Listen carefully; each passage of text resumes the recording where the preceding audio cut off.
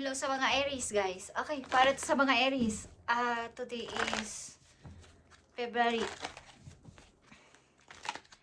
February 23, guys. Okay, February 23 na. Message sa inyo, guys. Ano dapat ninyong malaman sa mga Aries today? Kung kayo ay Aries na, lalo na sa mga Aries na magta-travel is para sa inyo to, guys. At ano na ang magandang balita sa inyo? Sa mga Aries,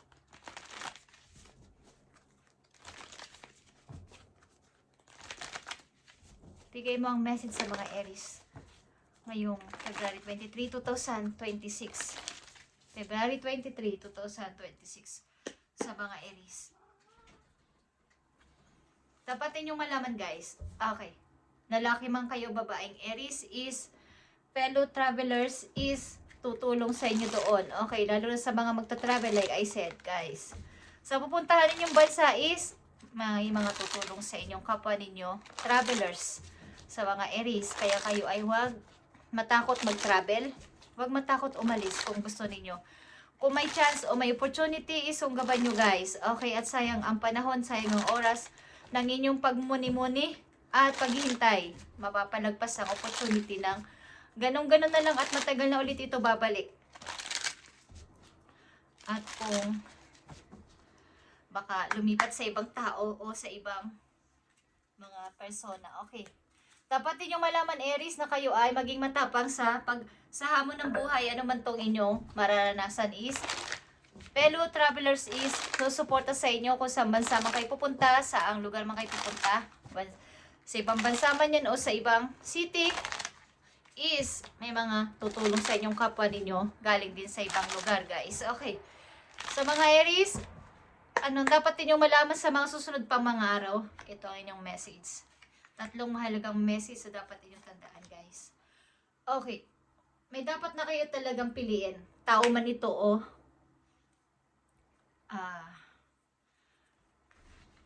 lugar, guys. Okay. Tingnan natin ang dapat ninyong malaman. Finding sanctuary, Aries, opening to your spiritual source. Ang ilan din sa inyo ay dapat ninyong malaman na kayo ay mas patatagin nyo pa ang inyong pananampalataya, mas maging malalim pa ang inyong pananampalataya, guys. Maaring kayo ay mananampalataya o naghahanap ng mga taong tutulong sa inyo para mas maging mag-upgrade pa o mag-level up ang inyong yung pananaliksik about sa spiritual. Okay. Ang ilan kasi sa inyo ay nakakalimot na dahil sa sobrang busy. Okay. At maaaring ito na yung tamang time to connect ulit. Okay. Makipag-connect ulit sa inyong mga guides. Okay, guys. Ang ilan sa inyo ay magta-travel. At mga kapwa ninyo, travelers ang inyong kumbaga makakatulong sa inyo doon. Hindi kayo pababayaan. Ano man ang mga hingin ninyong favor o tulong is mayroong tutulong sa inyo. Sa mga Aries, ang mga message pa para sa inyo ay mga unexpected na mangyayari is paparating sa inyo. Ito man ay good or bad is mga hindi nyo inaasahan. Ito ay hindi planado at hindi ninyo naisip kahit kailan. Ito ay hindi nyo alam. Okay, mga unexpected. At kayo ay magugulat. Guys, all of a sudden is may mga pagbabagong magaganap sa inyo simula sa araw na to. Sa inyong pamumuhay, sa inyong pang-araw-araw na ginagawa is maaaring may mga pagbabagong mangyayari, guys. At mas patatagin nyo pang inyong pananampalataya at tiwala kay God. Para mas matatag kayo pag nangyari mga bagay-bagay na hindi mga inaasahan. Bagamat hindi nyo pa alam is meron, guys. Okay. At tapangan ninyo. Maging matapang kayo. Kung kayo nasa ibang bansa na is mga kapwa ninyo, travelers ang makakatulong sa inyo doon at hindi nila kayo pababayaan, Aries. At mga paparating sa inyong message, guys. King of Wands, ito ay inyong energy or Leo energy. Okay. Leo Aries is here. Six of Swords. Okay. At Queen of Swords. Meron kayong nilayo ang tao, okay? O lalayo ang tao. Bagamat nilayuan nyo ang person na to at naging matatag kayo sa paglayo sa person na to, o naging matibay kayo, hindi kayo umiyak, hindi kayo naghabol, is andito yung pag-iisip na kumusta na kaya siya. Ano na kayang ginagawa niya? Ayos ba ang kalagayan niya or okay ba siya kahit nilayuan niyo na siya or lumayo kayo sa kanya ng walang emosyon at walang galit, walang imik, walang closure is andito pa rin siya sa inyong mind, sa back na inyong mind ang person na 'to at naaalala niyo, okay? Maaaring ito isang mahalagang tao sa buhay ninyo, minahal ninyo ng sobra. At sa paglayo ninyo is maaaring ito yung isa sa mga dahilan kaya kayo lalayo o aalis ng inyong lugar, guys, sapagkat sa person na 'to. Gusto ninyong makalimot sa nakaraan o sa mga alaala na dulot ng person na 'to. Okay? Meron kayong lalayo ang tao. Pagamat nilayuan nyo ay na aalala nyo pa rin at naiisip nyo ang mga nagdaan ninyong dalawa at maaaring niisip nyo kung sino na kaya ang kasama niya, ano na kaya ang status niya, meron na kaya siyang bago, meron na kaya siyang ipinalit sa akin. Okay, tingnan natin to, pag-ibig na to. Pag-ibig to, guys. Okay guys, kayo ay single now at maaari nga kayo ay nakipaghiwalay sa person na to. So, positive thinking is faith will bring romance into your life. Okay. So, kayo hindi pa rin nawala ng pag-asa na mayroong darating na bagong tao sa inyong buhay. Maliban sa tao na to na inyong iniwan o nang iwan sa inyo is meron kayong iniisip pa din na maghihintay ako kung kailan siya darating. At maaaring may pipiliin kayong bagong way na layuan ang lugar na to para mawala o maalis na sa isip nyo ang person na to o kahit papano ay magkaroon ng pagkalimot sa nakaraan. Okay. At maaaring lang sa inyo ay ang way is pumunta na ibang lugar. O ang option ninyo is pumunta ng ibang lugar o ng ibang bansa para makalimot at malimutan ang person na to. Okay?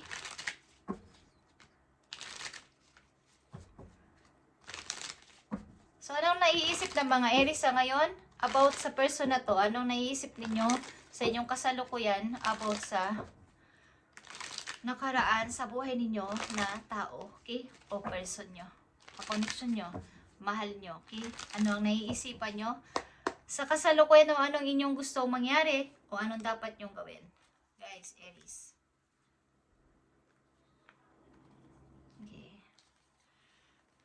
So, naisipan nyo talaga ng bagong ikaw, bagong Aries. Ito ay inyong energy, ito ay Ten of Swords. Sa matagal ninyong pagmumukmok, matagal ninyong pagkabiko, matagal ninyong hindi paghakbang, pag-forward, at pag-move on, hindi naka-move on agad is, ito na, gusto nyong bumawi, gusto ninyong makaalis dito.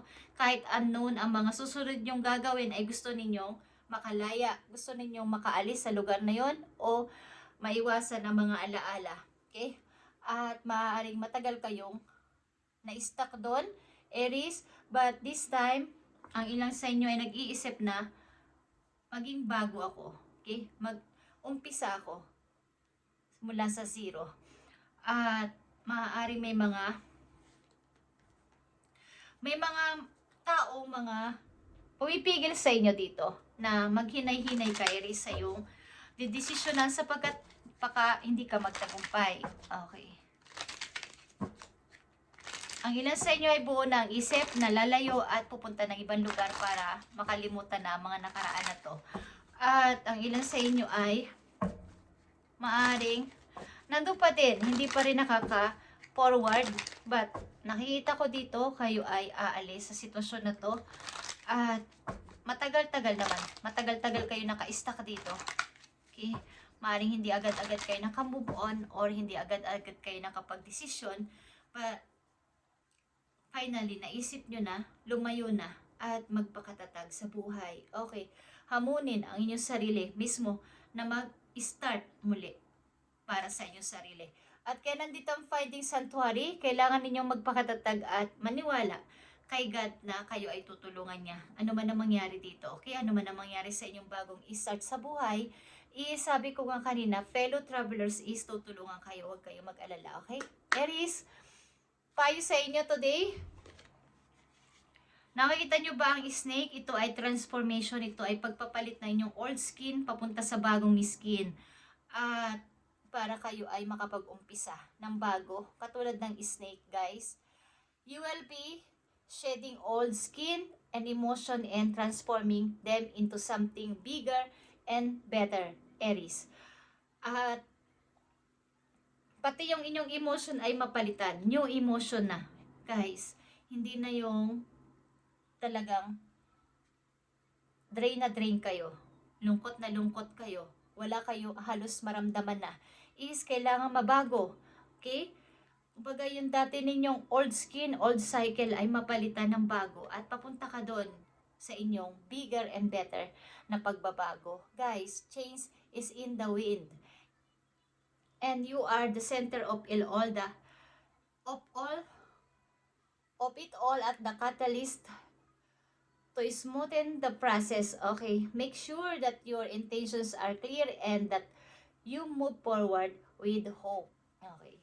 Something na kung kayo ay nag-iisip na sana maging bago ako. Kapag start ako ng bago, is dapat yung inyong intention dito at motivation sa buhay, yung inyong motivation, ay talagang positive na magpo-forward na ako. Kaya dito ang finding sanctuary. Maaring mahirap mag-umpisa is papunta kayo sa maganda at mas deserve ninyong lugar, deserve ninyong tao, kaya kayo ay kailangan ng pagta-transform. Okay? Hindi pagta-transform ng kung anong naiisipan ng ibang pilosopo. Is pagpapalit, okay, ng bagong Aries, bagong emotion, bagong physical looks ninyo, okay? Ang inyong spiritual din at ang inyong, kumbaga yung inyong inner child, mapalitan, hindi kayo ganito na sobrang lungkot. Okay, parang wala nang nararamdaman. Walang emotion. Okay. So, papunta kayo dito at mahirap man sa umpisa is magiging okay din ang lahat, Aries, kapag inumpisahan yung mag-step, humakbang, pa forward, hindi pa backward. Okay, guys. So, isang mahalagang message dito about dito sa snake. Okay, sa transformation para sa mga Aries. Mahirap mag-start. Aries is kailangan mo dito ng courage. Okay.